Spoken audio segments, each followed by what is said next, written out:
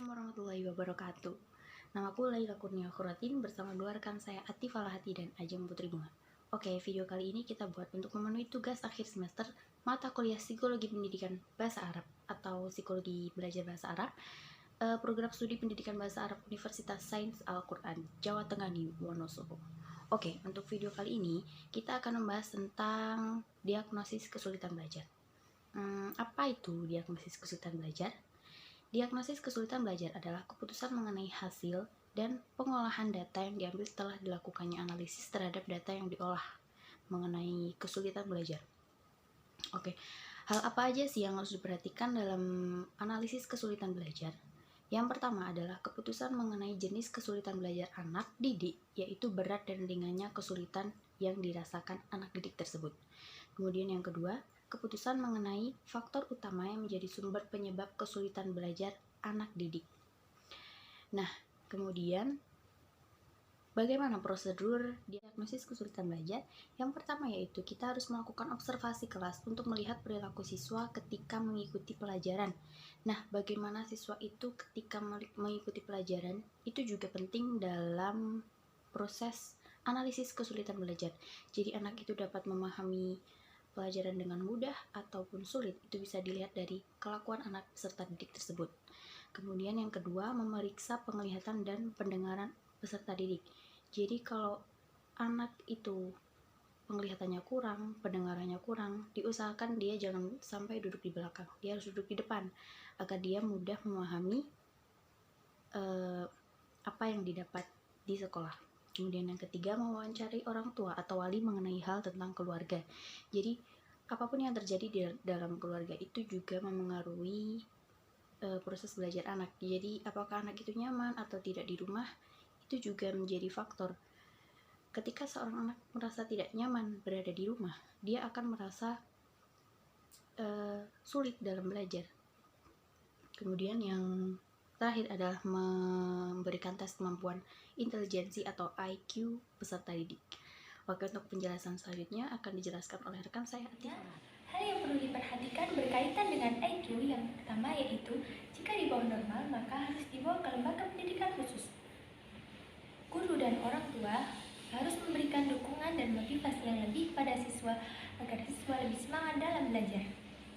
Kemudian, hal-hal yang harus dilalui dalam menegakkan diagnosis yang pertama itu identifikasi, menentukan prioritas, menentukan potensi, kemudian menentukan penguasaan bidang studi yang perlu diremediasi, yang selanjutnya menentukan gejala kesulitan, analisis berbagai faktor yang terkait, dan yang terakhir yaitu menyusun rekomendasi untuk pengajaran. Kemudian pada prinsip diagnosis yang pertama yaitu terarah pada perumusan metode perbaikan, yang selanjutnya diagnosis secara efisien, selanjutnya penggunaan catatan kumulatif, yang selanjutnya valid dan reliable, yang selanjutnya penggunaan tes baku, penggunaan prosedur informal, kuantitatif, dan yang terakhir diagnosis dilakukan secara berkesinambungan. Selanjutnya adalah pendekatan diagnosis. Pendekatan dalam pendidikan perlu didasarkan pada 1. Pemahaman tentang perkembangan anak yang normal. Yang kedua, pemahaman tentang kerusakan atau gangguan yang dapat terjadi pada otak. Yang ketiga, observasi yang sensitif terhadap hasil belajar anak. Yang keempat, analisa tentang kegagalan yang dialaminya. Dan yang kelima, memutuskan prosedur mana yang paling tepat untuk meningkatkan hasil belajar.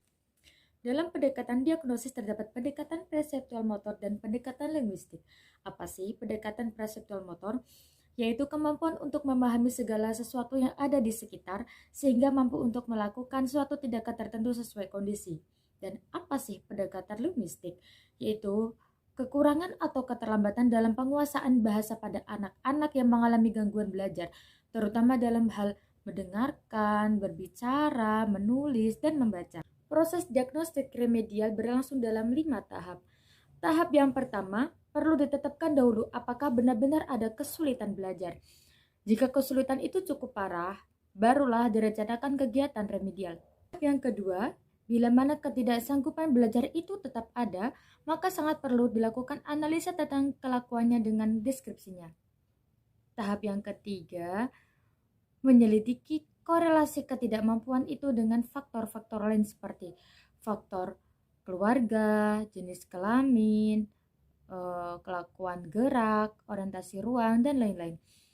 Tahap yang keempat, mempersiapkan sebuah hipotesis yang jelas, teliti, dan lengkap. Dan terakhir, tahap yang kelima, menyusun saran-saran pendidikan yang didasarkan pada hipotesis diagnosis, analisis diagnosis.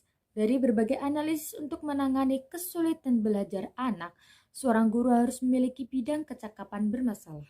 Di antaranya, bidang kecakapan bermasalah yang dapat ditangani oleh guru sendiri, bidang kecakapan bermasalah yang dapat ditangani oleh guru dengan bantuan orang tua, dan bidang kecakapan bermasalah yang tidak dapat ditangani oleh baik guru dan maupun orang tua. Sekian dari kami mengenai penjelasan dari diagnosis kesulitan belajar. Terima kasih. Wassalamualaikum warahmatullahi wabarakatuh.